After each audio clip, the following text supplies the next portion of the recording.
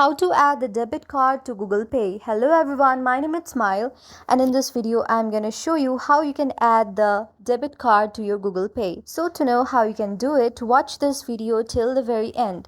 So first of all, what you need to do is you need to open Google Pay. Make sure you have installed this application on a device. Firstly, go to the Google Play Store, search for the Google Pay. So this application is not available in your region. If it shows this, then you cannot do anything. Either you can use VPN if you want to use it, but if not, then I will show in the reasons where you can use the Google Pay. For that, you can simply go to the Google Pay, log into your account, and after logging in, you will see something like this. Now on this option, you need to tap on the pay with credit or debit card option.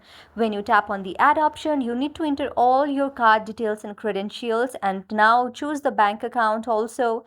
Now after that, you need to tap all the credentials and tap on the done option and add card, and then you're simply done. Your debit card will be simply added on your Google Pay. So that's how you can do it. I hope you like the video. If you like the video, then please do hit the thumbs up and subscribe button, and also comment on the comment section below. Thank you for watching.